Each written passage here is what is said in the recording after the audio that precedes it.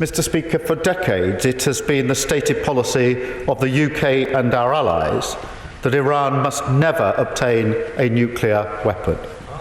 No one who cares about the security of our country or the future of the Middle East could live with that eventuality. For decades we have worked to prevent it, and on Saturday night the US took a big step towards resolving that threat. Mr. Speaker, there is now a window for peace. We urge Iran and Israel to honour the ceasefire and seize this opportunity to stabilise the region. That is our priority, to get Iran back around the negotiating table with the US. Ultimately, this is how we will ensure a complete, verifiable and irreversible end to Iran's nuclear programme. We're using every diplomatic lever to support this effort, because further instability would pose grave risks to the region and beyond, taking us even further away from freeing the hostages, easing the intolerable suffering of the Palestinians. There is also an opportunity now to push for a ceasefire in Gaza, and we must seize it. Yeah. Mr. Speaker, I've been discussing this with other leaders, and we will keep pushing to put the region on a better path. Mr. Speaker, I've also spoken to the Emir of Qatar to express our solidarity after Iran's unacceptable attack on the Al Udeid airbase. Yeah. We took the necessary action to protect British military personnel ahead of that attack, and we will continue to support all our citizens in the region. Mr. Speaker, this crisis has punctured once again the mistaken idea that domestic and foreign policy concerns are separate, and that action in one area is at the expense of the other. The truth is, now more than ever, that international problems rebound on us at home, impacting our security and our economy. Our national security strategy is clear.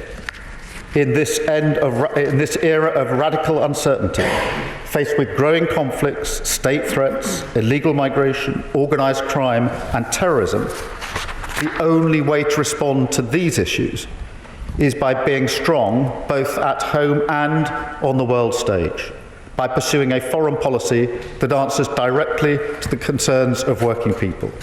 And that is the approach I took to NATO and to the G7.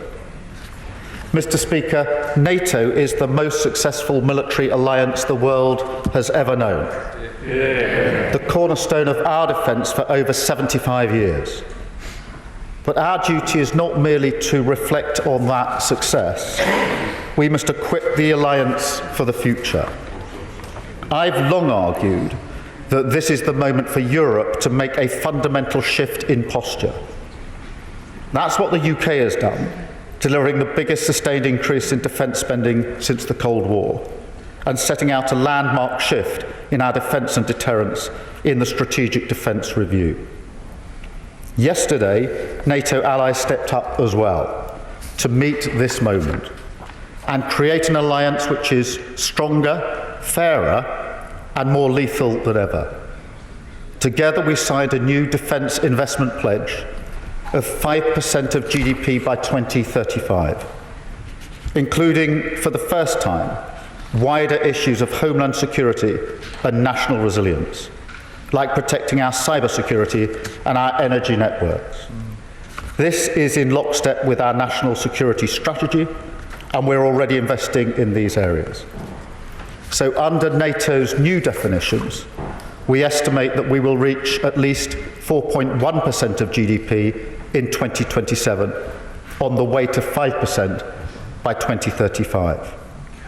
Allies also agreed to review both the balance and the trajectory of these requirements in 2029 to coincide with the scheduled review of NATO's capability requirements, ensuring we keep pace with threats and technologies as they evolve. Mr. Speaker, with this historic commitment, we are continuing our proud tradition of leading in NATO, picking up the torch from Attlee and Bevin, and now, following their lead, we will seize the opportunity created by this moment to align our national security objectives and plans for economic growth in a way not seen since the 1940s, renewing industrial communities the length and breadth of our country, boosting defence production and innovation. Our investment in Britain's nuclear deterrent alone will support 30,000 high-skilled jobs. And Mr. Speaker, I want to speak directly about our deterrent capability. It has kept this country safe for decades. But we recognise the grim reality today that the nuclear threat is growing. So we are renewing our existing at-sea capability, and we are going still further. I can tell the House today that we will procure at least 12 F-35A fast jets, and we will make them available to bear nuclear weapons if necessary. Mr. Speaker, this marks the return of the Royal Air Force to nuclear deterrence for the first time in 3 decades, the biggest strengthening of our deterrence posture in a generation, keeping our country safe while also supporting 20,000 jobs. The NATO summit sent a message of intent that will be heard around the world. But, Mr. Speaker, this must be joined by renewed support for Ukraine. Because if we let Putin succeed there, the deterrent effect on NATO's new plans would be fatally compromised. So I told President Zelensky at Downing Street on Monday that we will harden our resolve. We struck an agreement together to share battlefield technology, accelerating our support for Ukraine's defence, while boosting British security and British jobs. We committed to providing hundreds more air defence missiles, paid for not by the British taxpayer, but with money from Russia's frozen assets. And together with Europe, Canada, and our Indo-Pacific partners, we announced that we will deliver €40 billion of military aid to Ukraine this year, matching last year's pledge in full. There is a path to a just and lasting peace, but it will only come through flipping the pressure onto Putin. His position is weaker than he claims. So I urged all our partners, including the US, to step up the pressure now with more sanctions and more military support to bring Russia to the table to agree an unconditional ceasefire leading to serious negotiations. Let me turn to the G7 summit, where again my priority was to deliver in the national interest. And again I can report some significant progress. Leaders agreed to take decisive action on illegal migration, following the UK's lead in using hard-headed measures like sanctions. We marked an export contract with Canada worth over £500 million, creating jobs here at home.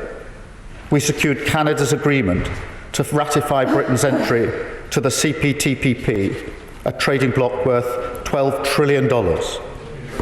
And we secured President Trump's signature to fully implement our trade deal, which will slash tariffs on British goods. His executive order, Mr. Speaker, will remove aerospace tariffs completely, cut tariffs on cars from 27.5% that British car makers face now to 10% in a matter of days, saving thousands of jobs in the West Midlands and around the country. Mr. Speaker, I've been to Jaguar Land Rover many times now. I've looked those workers in the eye, and I know what this means to them, to their families, and to their whole communities. And that is who I'm representing at summits like this, the working people of Britain. Mr. Speaker, navigating this world requires cool heads. It defies simplistic answers and knee-jerk judgments. We don't pretend we can fix every global problem, but we can carve a unique path through these dangerous times to secure and renew Britain in an era of global instability. That's what our plan for change is all about, putting Britain's national interest first. After years of economic chaos, we've delivered economic stability for the British people. After years of our armed forces being hollowed out, we're building up our military, firing up our industries, leading in NATO, supporting Ukraine, keeping Britain safe. After years of fraying alliances, we're rebuilding them and shaping them to serve the British people, focused every ounce of our global influence to deliver for working people, to deliver in the national interest. And I commend this statement to the House. Leader of the Opposition, Kemi Badenoch. Thank you, Mr. Speaker, and I thank the Prime Minister for advance sight of his statement. He has evaded Prime Minister's questions for 2 weeks, only to come back here to tell us what we already heard on the news. This is a weak statement from a weak Prime Minister, which can be characterised in 2 words: noises off. In his statement, the Prime Minister said, "We urge Iran and Israel to honour the ceasefire." He said, "We are using every diplomatic lever to support this effort." What diplomatic levers? Are they the same levers he's using with his backbench rebels? Is he just asking them to please play nice? Let's be honest, Mr. Speaker. Nobody cares what this Prime Minister thinks, and why should they, when he doesn't even know what he thinks, and clearly no one cares what he thinks because he was not involved. We used to be a strategic player on the global stage, Mr. Speaker, advancing Britain's interests with confidence. Order. You may not wish to hear the Leader of the Opposition. I do. Can I just say, it doesn't do anybody good in this chamber to try and shout somebody down who's speaking. Kemi Badenoch. Thank you, Mr. Speaker. They can shout as much as they like, but we all know the truth. We used to be a strategic player on the global stage, advancing Britain's interests with confidence, and now we are on the sidelines. Over the last few weeks, historic events unfolded in the Middle East, and at every stage, Britain has been out of step with the US and out of the loop with Israel. Last week, the Prime Minister came back from the G7, insisting that there was nothing that President Trump said that would indicate he was about to get involved in this conflict. Days later, the US launched its attack on Iran's nuclear facilities. He had no idea what was going on. The week before, Israel launched an attack on Iran, and it became apparent that the UK was not even informed about the attack in advance, despite us having been involved in previous preventative action. How is this standing up on the world stage? On Tuesday, the Foreign Secretary, a lawyer, repeatedly could not say whether the US strikes against Iran's nuclear facilities were legal. This is a government that doesn't know what it's doing. Let me make the Conservative position clear, Mr. Speaker. Iran has been a direct threat to the UK for years, plotting terrorism on British soil. It must not get nuclear weapons. And this is a time for Europe to step up, and the UK should be leading. Instead, we have an Attorney General using international law to constrain and restrict the UK, while the Prime Minister hovers indecisively on the sidelines. What we need is a leader. Instead, we have 3 lawyers. Last week, I wrote to the Prime Minister about how this conflict has underscored the folly of the government's £30 billion Chagos surrender deal. The Diego Garcia base is of obvious strategic importance for conflicts in the Middle East. They're shaking their heads. They don't understand. It is obvious. It was used extensively.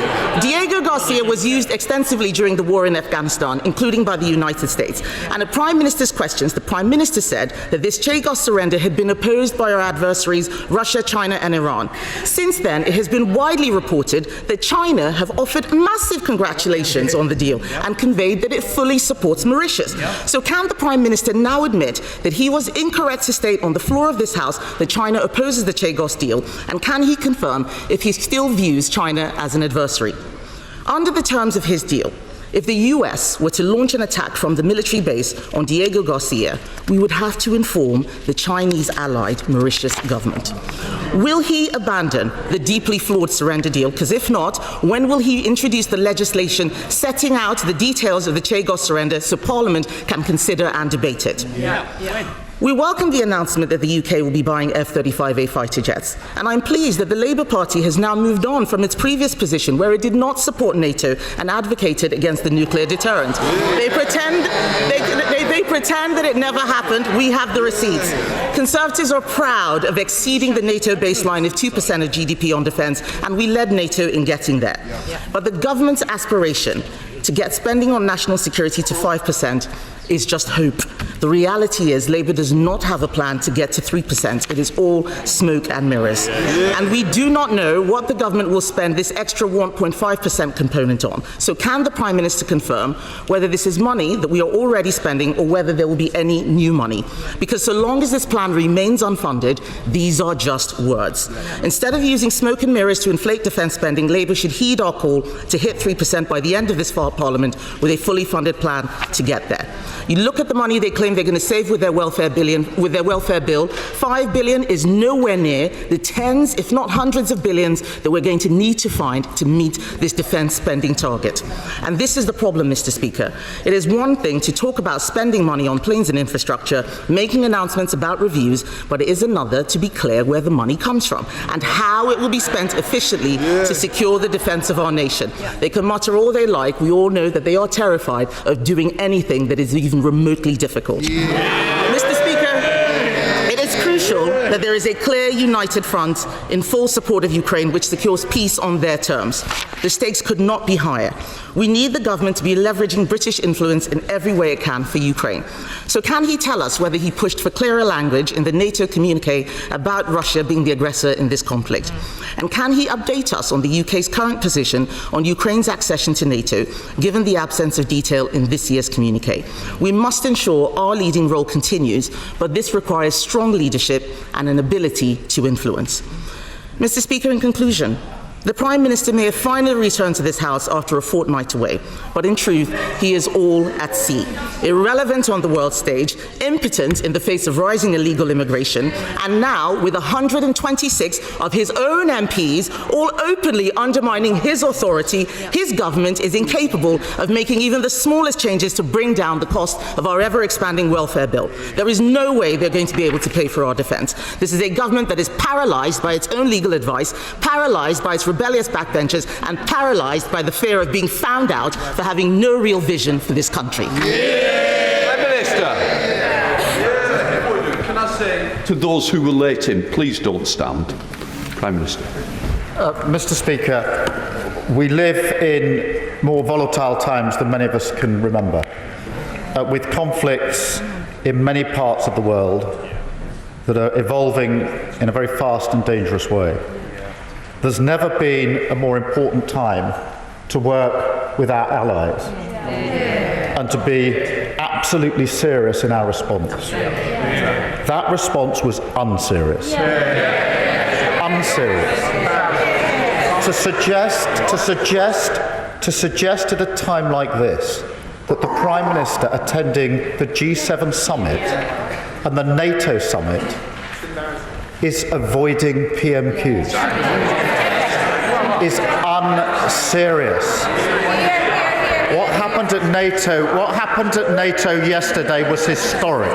It was very important at a time like this that NATO showed unity and strength with a commitment to the future, not just to the past. That took a huge amount of work with our allies over the last few days and weeks. We have been centrally involved in that, crafting the final outcome, and we were recognised as having done so. I'm proud that we helped put that summit into the right place yesterday, and the world emerged safer as a result. And that was the unanimous view of 32 allies leaving NATO yesterday. For the leader of the opposition to belittle it just shows how irrelevant she and the party opposite are becoming. They used to once be serious about these issues.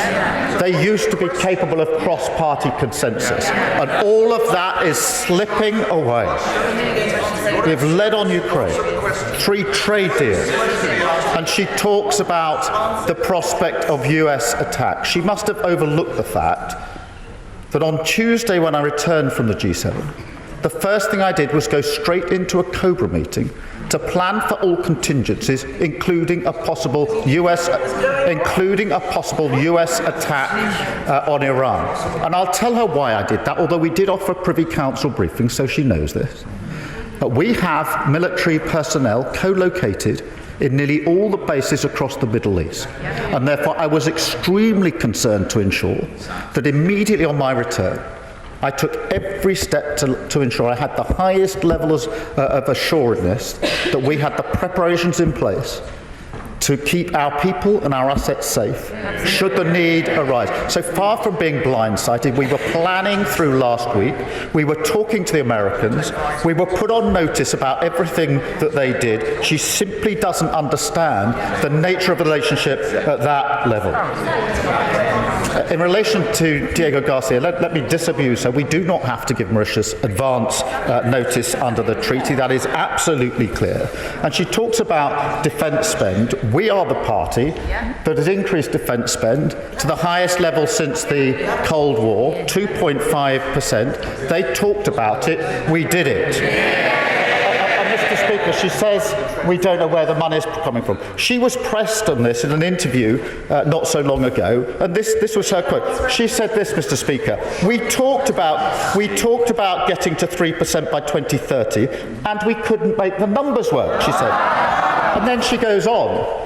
We need to find a way to make the numbers work. I was intrigued by this interview. I thought she was about to lay it out. Then she goes, quote, this sort of thing requires real thinking. And then she said, let's start looking at what we can do. It's about setting up task forces. Mr. Speaker, that's how unserious they are. She asked about the Ukraine communique. As she will know if she'd actually studied this, the way that NATO works is an iterative process. And therefore, the position on Ukraine has not changed for NATO, and it's not changed under this government. On the contrary, we're recognised as leading on Ukraine, the closest ally of Ukraine, working with them the whole time. That is something I'm proud of. I think it's something the House is proud of, because we have been doing this on a cross-party basis across the House, and the sooner we get back to that, rather than the unserious response of the Leader of the Opposition, the better.